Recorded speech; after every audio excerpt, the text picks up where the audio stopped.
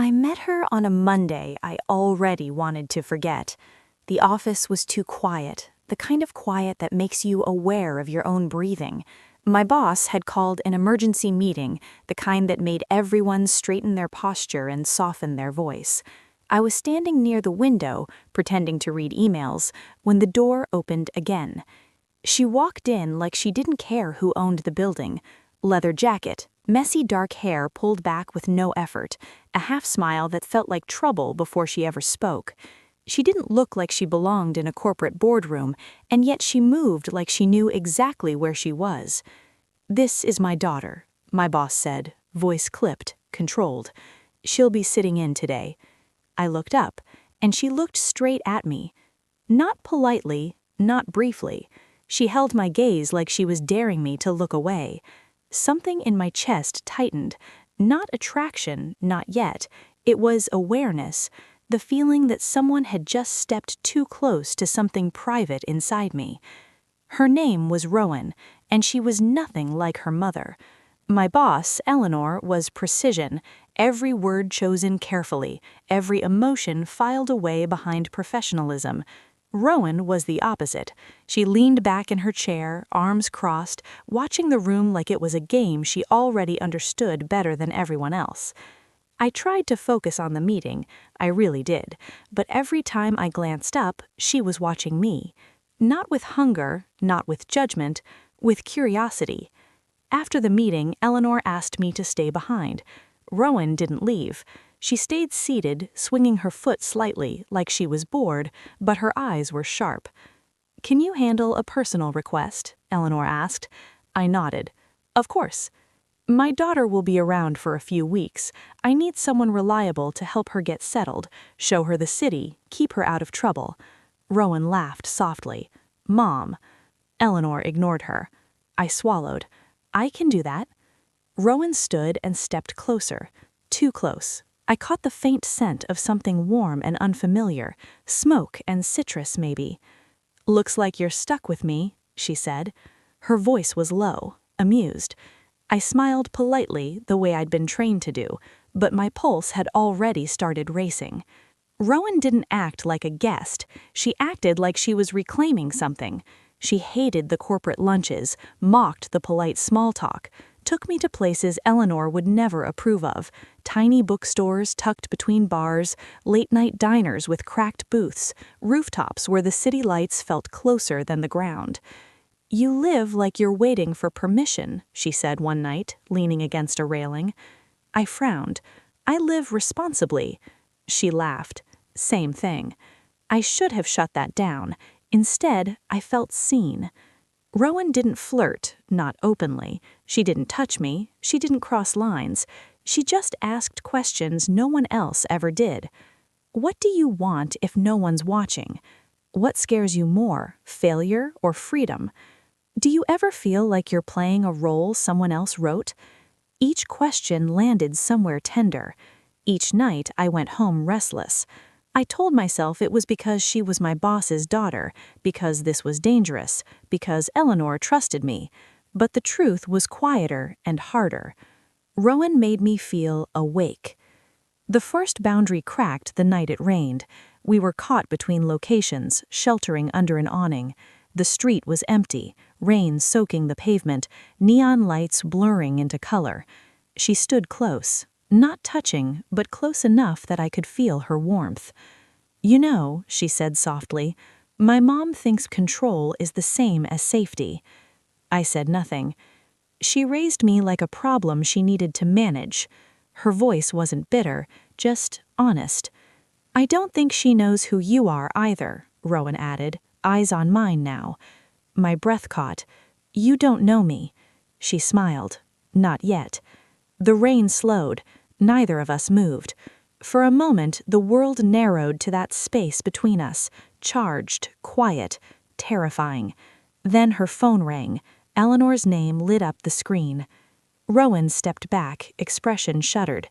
"See," she said, lightly, "reality." But something had shifted. I felt it in my chest all the way home. The next morning, Eleanor called me into her office. "You've been spending a lot of time with Rowan," she said, not accusing but not asking either. "Yes," I replied carefully. "She's complicated," Eleanor continued.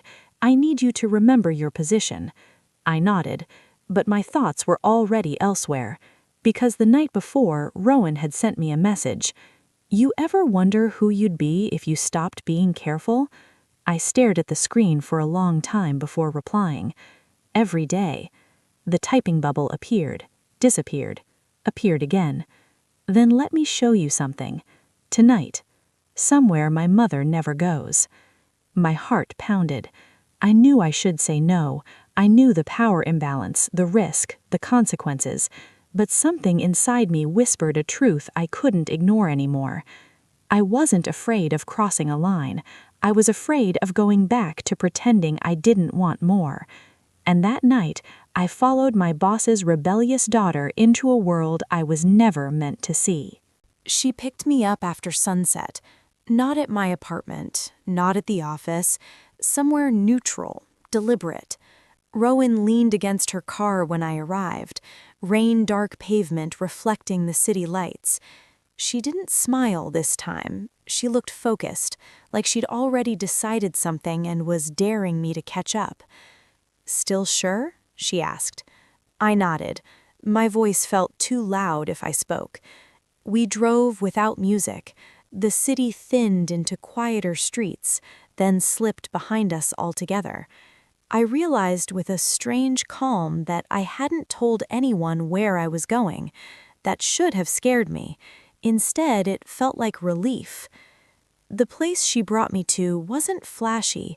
No velvet ropes, no skyline view. It was an old greenhouse tucked behind a decommissioned community garden, glass panes fogged with warmth, ivy climbing the metal frame like it was reclaiming the structure inch by inch. Inside, soft lamps glowed between rows of plants, shadows overlapping in a way that made the space feel hidden and alive. "My mom doesn't come here," Rowan said, almost to herself. "She doesn't like places she can't control." The door closed behind us with a muted click. The sound echoed louder than it should have. I took in the room. Ferns, citrus trees, herbs, a small table with mismatched chairs. Someone had cared for this place, quietly, patiently. It felt intimate in a way that made my chest tighten. "You bring a lot of people here?" I asked. She shook her head. "No." That was all she said, but it landed. We sat, we talked, about nothing important at first.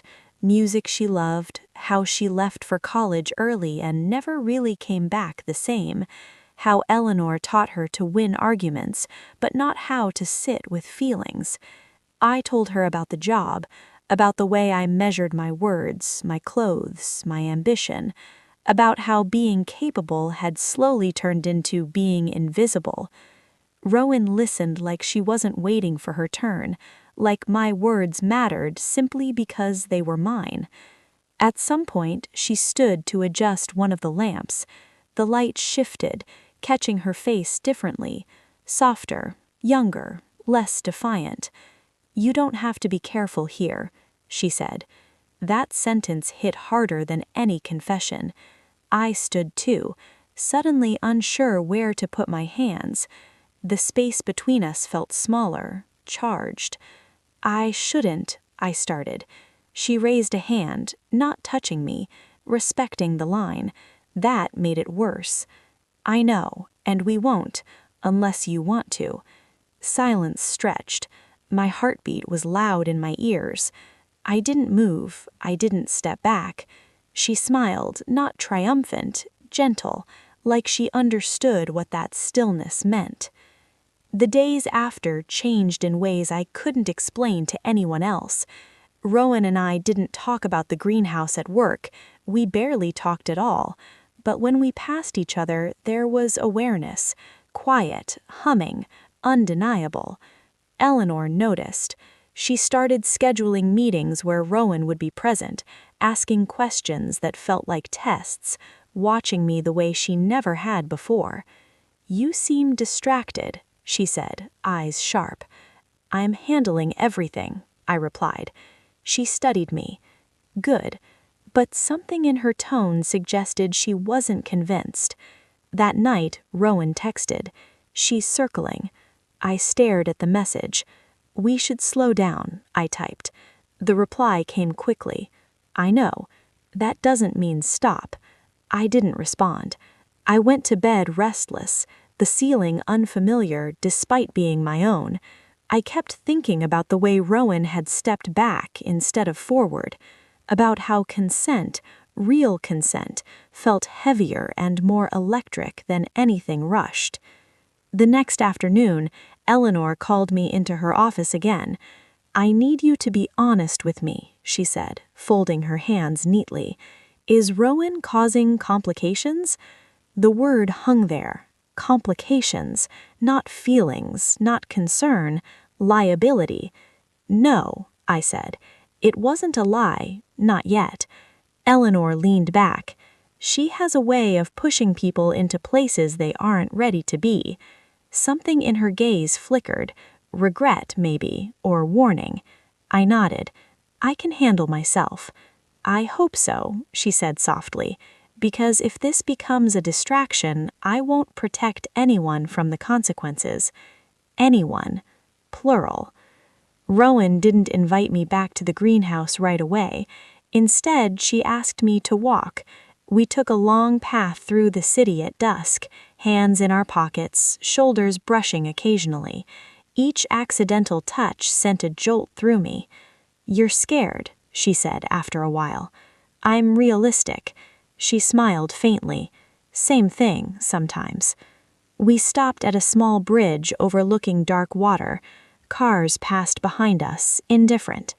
"My mom thinks everything in her orbit belongs to her," Rowan said quietly, "including people." I didn't answer. "She doesn't know how to lose," Rowan continued, "and she doesn't forgive easily." I finally looked at her. "Why are you telling me this?" "Because if we keep going," she said, meeting my gaze, "it won't stay secret forever." The word "we" settled into me, warm and terrifying. "I don't want to hurt her," I said. Rowan nodded. "I don't want you to disappear." We stood there, the city moving around us like we were the only still point. When she took my hand, it wasn't sudden, it wasn't dramatic, it was deliberate. Her fingers threaded with mine, warm and steady, like she was anchoring us both. I didn't pull away. We didn't kiss, not that night. The restraint felt intentional, like we were building something fragile and needed to move slowly or risk breaking it. When she walked me home, she stopped at the curb. "Tomorrow," she said, "everything will look the same." I swallowed.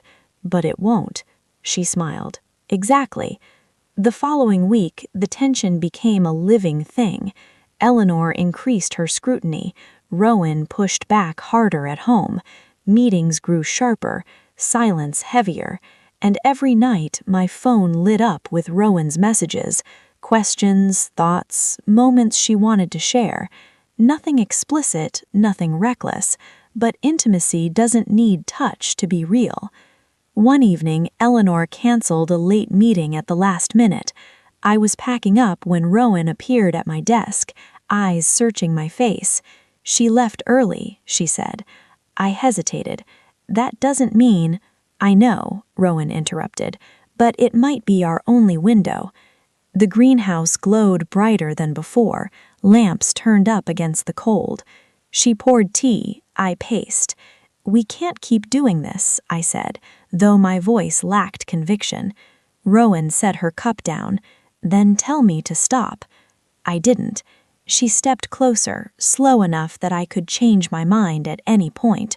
Her hand lifted, hovering near my cheek, still not touching, respecting the line. That made it worse. "Tell me," she said softly. I shook my head. Her fingers brushed my skin then, light, reverent. The contact sent a shiver through me. The kiss that followed was unhurried, cautious, like we were learning a language neither of us spoke fluently. When we broke apart, Her forehead rested against mine. "This changes things," I whispered. "Yes," she agreed, "but not in the way you think." I wasn't sure I believed her, because as I drove home later, hands still trembling, one thought repeated louder than the rest. Eleanor wasn't blind, and secrets, once tasted, only ever want to be told. The first crack didn't come from Rowan. It came from Eleanor. I noticed it in the way meetings shifted, how agendas changed without warning, how I was asked to stay late more often, how Rowan was suddenly absent from spaces she'd once been invited into. Eleanor didn't confront. She recalibrated. Control, for her, was never loud. It was precise. Rowan felt it too. "She's freezing me out," Rowan said one night, pacing the greenhouse. Not yelling, not fighting, just rearranging the board. I watched her move through the warm light, restless, sharp-edged in a way that made me ache. Maybe she just needs time. Rowan stopped and looked at me. "My mother doesn't need time. She needs leverage." That word lodged somewhere uncomfortable. At work, Eleanor began pairing me with a new executive, someone polite, observant, constantly present. The implication was subtle but clear. I was being watched. "You're doing excellent work," Eleanor told me during a one-on-one, voice smooth. "But excellence attracts attention. Be mindful of how you conduct yourself." I nodded. I always nodded. But later that day, I caught Rowan standing outside the conference room, arms crossed, jaw tight. She hadn't been invited in. "She doesn't trust me," Rowan said quietly. I didn't know how to respond. "She doesn't trust you either," Rowan added, eyes flicking toward the glass wall. "Not anymore." The tension between them was no longer theoretical. It had weight, consequences. That night, Rowan didn't kiss me. She sat beside me on the couch in the greenhouse, shoulder to shoulder but distant, staring at the plants like they held answers. "I'm not jealous," she said suddenly. "I'm angry." I waited. "She's using you," Rowan continued. "Not in the obvious way. She's making you prove loyalty without ever asking for it." I swallowed. "She's my boss." "She's my mother," Rowan shot back, then softened. "And she's never lost anything she wanted to keep." The room felt smaller. "I don't want you caught between us," Rowan said finally. I looked at her. "Then what do you want?" She met my gaze. "I want you to stop pretending this doesn't matter." That was the night we crossed a different line, not physical but emotional. We stopped acting like this was something temporary. We stopped pretending there was an easy exit. The truth was simple and terrifying. Whatever this was, it had momentum. The jealousy didn't show up the way I expected. It wasn't Rowan accusing me, it was Eleanor redirecting her attention. She started inviting me to events, dinners, galas, private meetings where she asked about my future, about ambition, about loyalty. "You've built a life here," she said once, wine glass untouched. "I'd hate to see it disrupted by something unnecessary." I understood what she meant. Rowan understood too. "She's daring you," Rowan said after I told her. "She wants to see which gravity you obey." The question haunted me. At work, I was careful, too careful. Every word measured, every interaction neutral. I watched Rowan from across rooms and did nothing. That hurt her more than confrontation ever could have. "You don't look at me anymore," she said one evening, voice quiet. "I'm protecting us." She shook her head. "You're protecting yourself." The accusation stung because it wasn't entirely wrong. The next breaking point came unexpectedly. A new consultant joined the firm, confident, charming, clearly impressed with Eleanor. I noticed the way Eleanor praised her in meetings, the way she placed a hand on her arm once, briefly, deliberately. Rowan noticed too. "She's replacing me," Rowan said flatly. "No," I replied too quickly. Rowan's laugh was hollow. "That's what she does. She erases." That night, Rowan drank too much wine, not recklessly, emotionally. She spoke faster, moved sharper. "She's trying to make me invisible, and you're letting her." "I'm scared," I admitted. The words slipped out before I could stop them. Rowan looked at me then, not angry, hurt. I never asked you to fight. I asked you to choose. Silence settled between us, the kind that signals something is about to change. The confrontation didn't happen in the greenhouse. It happened in Eleanor's office. She called me in late. The city outside was dark, office lights dimmed. She stood by the window, back to me. "You care for Rowan," she said, not turning around. It wasn't a question. I didn't respond immediately. That felt like honesty. "She complicates things," she continued. "She always has." "She's your daughter," I said quietly. Eleanor turned then, expression unreadable. "And you are an employee who has crossed into territory you don't understand." My heart hammered. "We haven't done anything inappropriate." I studied me. Intent matters more than action. The words landed like a verdict. "I built this company on clarity," Eleanor said, "on separation, on knowing where lines exist." "And what happens when those lines are arbitrary?" I asked, voice steady despite everything. "When lines disappear, people get hurt." I thought of Rowan, of the greenhouse, of the way my life had felt larger, brighter, terrifyingly real. "I'm already hurt," I said. That was the moment Eleanor realized she was losing control. She didn't threaten me, she didn't raise her voice, she simply said, "You should consider whether this is worth your future." I found Rowan waiting outside my apartment. She looked braced for bad news. "She knows," Rowan said. "Yes." They stood there, mother's shadow and daughter's defiance, and for the first time I saw how similar they were, how both demanded loyalty in different ways. "What did you say?" Rowan asked. I took a breath. I said I was already hurt.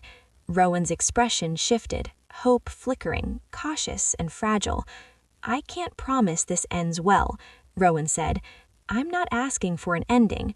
I'm asking for honesty." She stepped closer, not touching, letting me decide.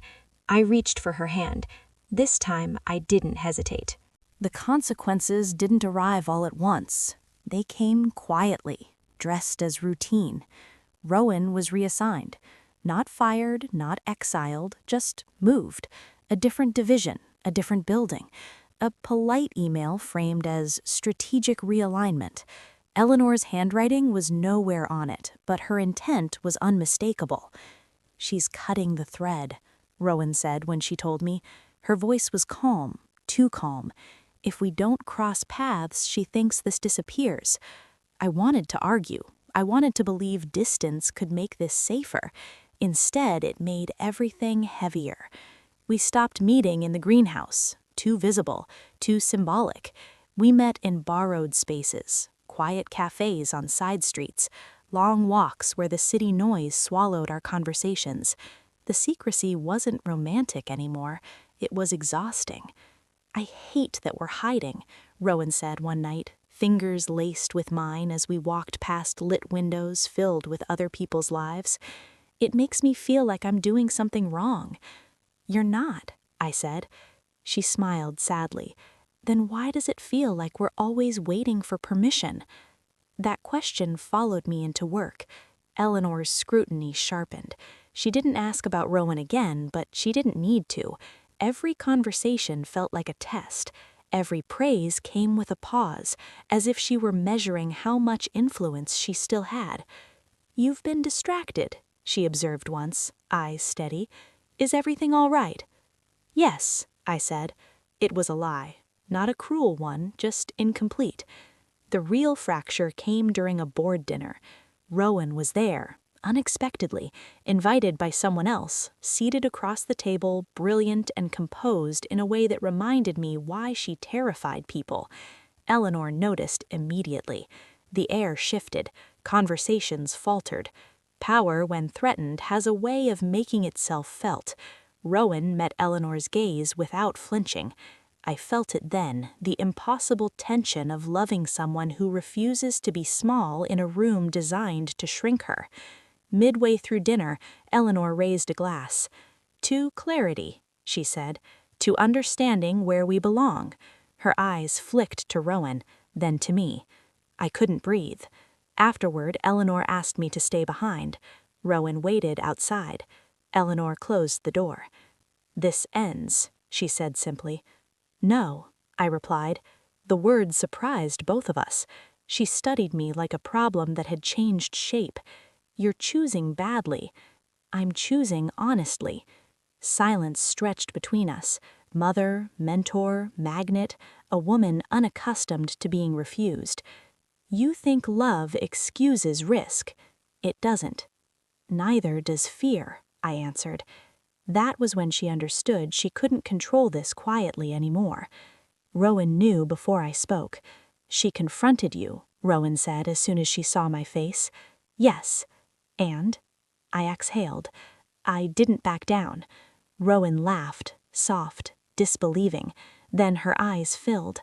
"I never wanted you to lose anything because of me." "I'm not losing, I'm deciding."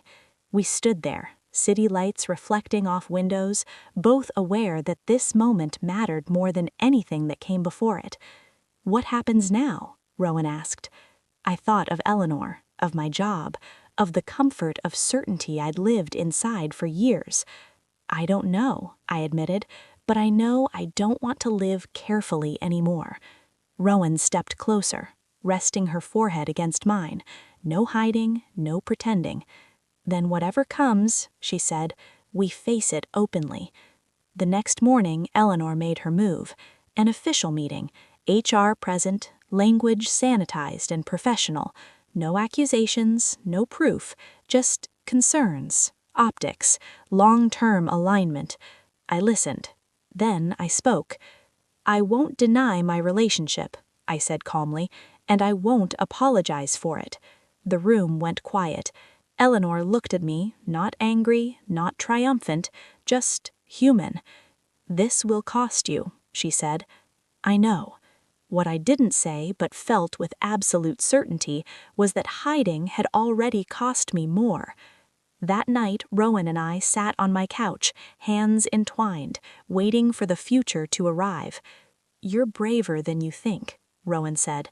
I shook my head. "I'm terrified." She smiled. "Good. That means it matters." For the first time since this began, there was no secrecy between us, no shadows, just the knowledge that whatever came next would be real. And real, I'd learned, was worth everything. The fallout didn't come with raised voices or slammed doors. It arrived in an email, carefully worded, polite, final. Eleanor framed it as an organizational evolution, a transition period, a mutual understanding that my role, as it stood, no longer aligned with the company's direction. There was a severance package, a recommendation letter already drafted, even generosity, on her terms. I read the message twice. Then I closed my laptop. I felt lighter than I expected. Not relieved, not victorious, just unburdened. Like I'd finally stopped holding my breath after years of inhaling caution and calling it stability. Rowan came over that evening without being asked. She didn't say, "I told you so." She didn't apologize. She simply wrapped her arms around me and held me while the truth settled. "I didn't want this to cost you everything," she murmured. "It didn't," I replied honestly. "It showed me what mattered." For the first time since I'd met her, Rowan didn't look defiant or rebellious. She looked peaceful. We didn't rush into anything. That surprised people later. They expected drama, headlines, a grand declaration. Instead, we chose something quieter. Mornings together, conversations without time limits, plans that weren't reactions to someone else's power. I took off time, real time, the kind I'd never allowed myself before. I walked, I read, I sat with the discomfort of not knowing what came next, and learned that uncertainty wasn't the enemy I'd always believed it to be. Rowan watched me change without pushing.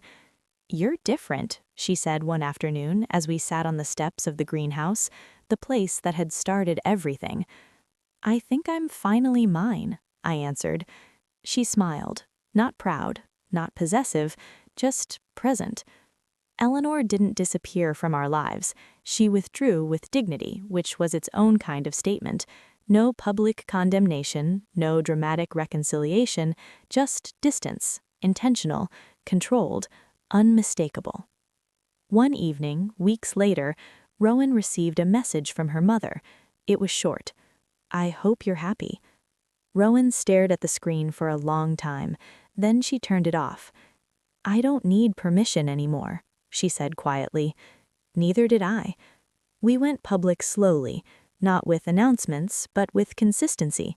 Holding hands at a cafe, showing up together to events that mattered to us, not ones meant to impress, letting people see us without explanation. Some reacted with curiosity, some with judgment, most with indifference. The world, it turned out, didn't collapse when we stopped hiding. The most unexpected moment came months later. I ran into Eleanor at a conference, by accident, truly. She was older than I remembered, or maybe I was just seeing her without fear now. She nodded once, professional, neutral. Then she said something I hadn't expected. "You look well." I smiled. "I am." She paused, considered, then almost imperceptibly, she nodded again. That was all. No forgiveness, no blessing, but something close enough to acknowledgement that it felt complete. Rowan and I never returned to the life we could have had. We built a different one.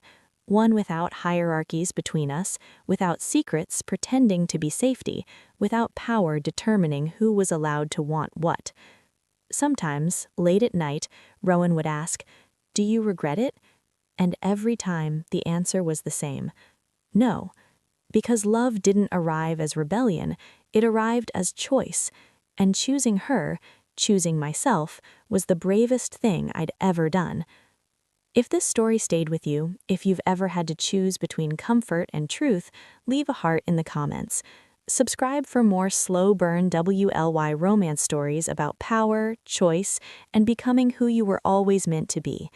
And tell me, would you have chosen love, even knowing the cost?